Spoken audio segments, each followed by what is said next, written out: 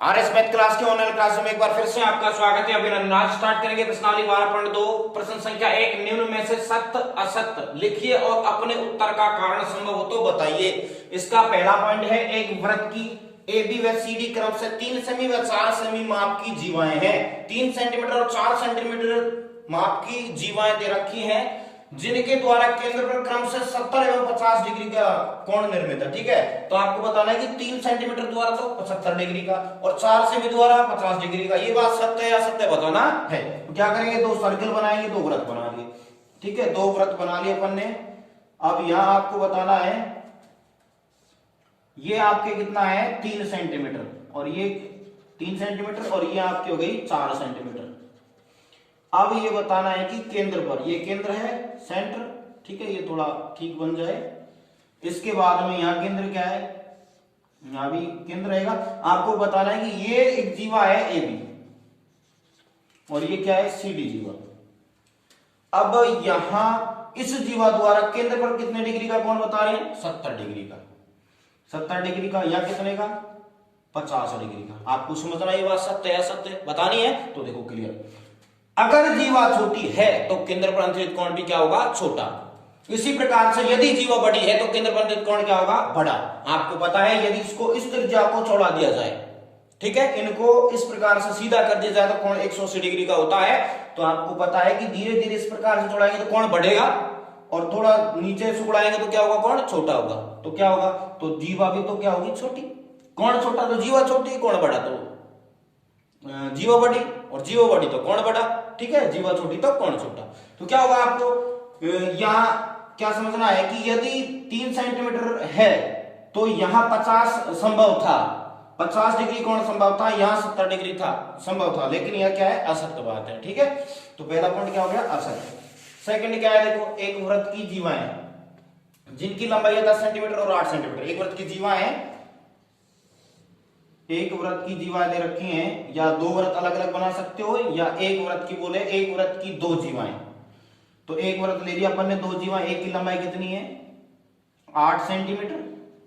भाई एक की तो 8 दे रखी है, एक की 10, तो 10 वाली ऊपर ले लिया अपन। तो केंद्र से ये ले लिया अपन ने यहाँ पे 10 सेंटीमीटर।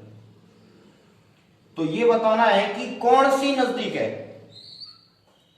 एक वृत्त की जीवाएं जिनकी लंबाई 10 सेंटीमीटर और 8 सेंटीमीटर है, केंद्र से क्रम से 8 सेमी और 5 सेंटीमीटर दूरी पर स्थित है। केंद्र से क्रम से, ये वाली क्रम से बोला है कि ए बी और सी डी 2 जीवाएं, ए बी कितनी है 10 सेंटीमीटर, या मैंने ले लिया ए बी और सी डी 2 जीवाएं ले ली, ए बी 10 सेंटीमीटर और सी डी कितना ले लिया 8 सेंटीमीटर। केंद्र से 8 सेंटीमीटर और 5 सेंटीमीटर दूरी पर स्थित है। ये 8 बता दिया और ये कितना 5 सेंटीमीटर दूरी पर स्थित है। ये तो 8 सेंटीमीटर और ये 5 सेंटीमीटर दूरी पर स्थित है। तो आपको बताना है कि ये बात सत्य है क्या, बिल्कुल नहीं, असत्य बात है। कैसे, आपको पता होना चाहिए था कि केंद्र से जितनी नजदीक जीवा होगी, देखो नजदीक होगी, बड़ी जीवा होगी तो केंद्र के नजदीक होगी, क्योंकि सबसे बड़ी जीवा केंद्र से होकर निकलती है, जिसको व्यास बोलते हैं। वृत्त की सबसे बड़ी जीवा उसका व्यास होती है। तो आपको पता है कि यदि सीडी छोटी जीवा है तो केंद्र से दूरी क्या होगी, ज्यादा होनी चाहिए। जीवा छोटी है तो केंद्र से दूरी क्या होगी, ज्यादा। ठीक है, तो यहां 5 संभव था, यहां 8 संभव था। ठीक है, तो ये क्या है, असत्य बात है। नेक्स्ट पॉइंट आपका है तीसरा, एक वृत्त की 2 जीवाएं ए बी व सी डी में से प्रत्येक केंद्र से 4 सेमी की दूरी पर है, तब ए बी बराबर सी डी। ये सत्य बात है क्या, देखो ये बिल्कुल सत्य बात है। इसको अपन देखते हैं, क्योंकि 2 जीवाएं ए बी और सी डी, ए बी और सी डी क्या है, 2 जीवाएं, और केंद्र से दूरियां क्या है, बराबर है 4 सेंटीमीटर। यहां भी 4, यहां भी 4। अगर ये जीवाएं बराबर है तो अगर केंद्र से जीवा की केंद्र से दूरियां बराबर हैं, एक वृत्त की 2 जीवाएं ए बी व सी डी में से प्रत्येक केंद्र से 4 सेमी दूरी पर है, ये 4 सेंटीमीटर दूरी पर है दोनों जीवाएं। अगर जीवाओं की दूरी केंद्र से बराबर है तो वो जीवाएं भी क्या होती हैं, बराबर। ध्यान रखना वो जीवाएं भी क्या हो जाएंगी, बराबर। मतलब ए बी बराबर क्या हो जाएगा, सी डी। किसके द्वारा, प्रमेय 12.7 के द्वारा। ठीक है, प्रमेय 12.7 है कि यदि जीवाओं की केंद्र से दूरियां बराबर है तो वो जीवाएं भी बराबर होती हैं। तो नेक्स्ट पॉइंट आपका है चौथा। ये क्या है, सत्यवाद हो गया, तीसरा सत्य हो गई। देखो ये आपका असत्य, ये असत्य, ठीक है, ये असत्य हो गया, ये भी असत्य हो गया, ये क्या है आपका सत्य। अब आपका आ गया चौथा पॉइंट।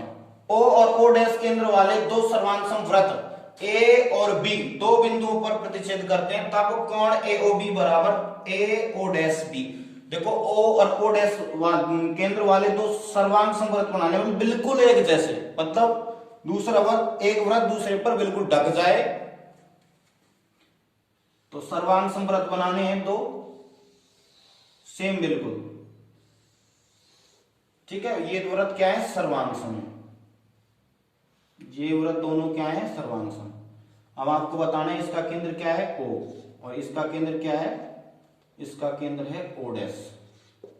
अब आपको बताना है कि इनमें देखो, यदि अपन बिंदु ले लें यहां पे ए बी, यहां भी क्या है ए बी, ठीक है, ए बी, दोनों वृत्त क्या है, सर्वांग सम है। ठीक है, दोनों वृत्त क्या है, सर्वांग सम। ये सर्वांग सम के चिन्ह है, तो दोनों त्रिभुज वृत्त सर्वांग सम है। तो आपको पता है कि केंद्र से बिल्कुल सेम रहेंगे तो त्रिज्याएं तो बराबर रहेंगी ना, बिल्कुल त्रिज्याएं बराबर रहेंगी।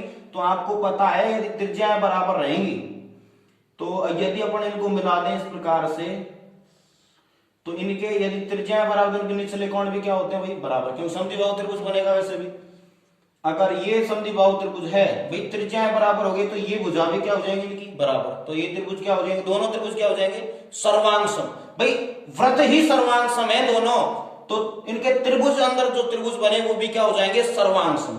तो आपको ये वाला कोण इस कोण के क्या हो जाएगा, बराबर। तो क्या हो जाएगा, कोण ए ओ बी, ये वाला कोण, मतलब बीच में लेते हैं कोण ए ओ बी बराबर है कोण ए ओ डैश बी के, ये क्या हो जाएगा, बराबर। तो यहां क्या हो जाएगा, सत्य, बिल्कुल क्या हो जाएगा, सत्य। इसके बाद पांचवा पॉइंट क्या है, तीन संरेख बिंदुओं से एक वृत्त खींचा जा सकता है। तीन संरेख बिंदुओं, और संरेख बिंदुओं का मतलब होता है ऐसे बिंदु संरेख बिंदु कहलाते हैं जो एक ही रेखा से गुजरते हो, एक सीधे में हो, तीनों क्या कहलाएंगे, संरेख बिंदु। असंरेख जो अलग अलग तीन बिंदु अलग अलग है, असंरेख बिंदु कहलाएंगे तीनों बिंदु। तो संरेख यहां से कहा है कि एक वृत्त खींचा जा सकता है, असत्य बात है, नहीं खींच सकते, क्योंकि तीनों अगर दो बिंदुओं से वृत्त खींच सकते हैं लेकिन तीसरा रह जाता है। यदि इन दोनों से खींचोगे तो ये रह जाएगा, यदि इन दोनों से खींचोगे तो ये एक रह जाएगा साइड वाला। तो इस प्रकार से मात्र दो बिंदुओं से एक वृत्त खींच सकते हैं संरेख से। ठीक है, तो तीन असंरेख बिंदुओं पर वृत्त नहीं खींचा जा सकता। ठीक है, तीन संरेख बिंदुओं पर वृत्त नहीं खींचा जा सकता एक वृत्त। ठीक है, तो ये क्या हो गया, असत्य बात, ये असत्य हो गई, ये आपके सत्य। दो बिंदुओं, छठा पॉइंट क्या है, दो बिंदुओं ए और बी से होकर 4 सेमी त्रिज्या का वृत्त खींचा जा सकता है। दो बिंदुओं ए और बी से होकर 4 सेमी त्रिज्या का वृत्त खींचा जा सकता है, जबकि इसमें दे रखा है क्या, ए बी बराबर 8 सेंटीमीटर नहीं लिख रखा था, देख लो। ठीक है, क्योंकि रह जाता है, इतना पढ़ा रहे हैं तो पता रह जाता है किसी का। ठीक है, कोई दिक्कत नहीं, बेस्ट ऑफ लक, देखते रहो। दो बिंदुओं ए व बी से होकर 4 सेमी त्रिज्या का वृत्त खींचा जा सकता है, जबकि ए बी बराबर 8 सेंटीमीटर। ध्यान देना, ए बी बराबर कितना, 8 सेंटीमीटर। ए बी 8 सेंटीमीटर है, तो यहां इसको दो भागों में विभाजित करें, 4 सेंटीमीटर इधर और 4 सेंटीमीटर इधर, टोटल कितना था, ये 8 सेंटीमीटर था। ठीक है, तो अगर इससे केंद्र मानकर, बीच में केंद्र मानकर यदि यहां से वृत्त खींचा जाए तो क्या ये बात सत्य है क्या, बिल्कुल सही है, क्योंकि आपको पता है ये क्या कहलाएगा, ए बी क्या हो जाएगा, व्यास। भाई 4 सेंटीमीटर इधर रखा, 4 इधर रखा और घुमा दिया, तो क्या कहा, दो बिंदुओं ए और बी से होकर 4 सेमी त्रिज्या का वृत्त खींचा जा सकता है। ए और बी बिंदुओं से होकर 4 सेंटीमीटर त्रिज्या का वृत्त, बिल्कुल 8 क्या हो जाएगा, व्यास हो जाएगा, और उसकी आधी क्या हो जाएगी, त्रिज्या। व्यास का आधी क्या हो जाएगी, त्रिज्या। ठीक है, तो यहां क्या हो जाएगा, बिल्कुल सत्य बात है, क्या है, सत्य। तो आप मेहनत करते रहिए, ये आपके साथ हो जाएगा। तो जितना संभव प्रयास हो रहा है हम कर रहे हैं आपके लिए, आप मेहनत करते रहिए, ज्यादा से ज्यादा वीडियो को शेयर करें, लाइक करें, और जिसने जो पहली बार वीडियो देख रहा है वो चैनल को सब्सक्राइब जरूर करें और ज्यादा से ज्यादा शेयर करें। ठीक है, बेस्ट ऑफ लक, मेहनत करते रहिए।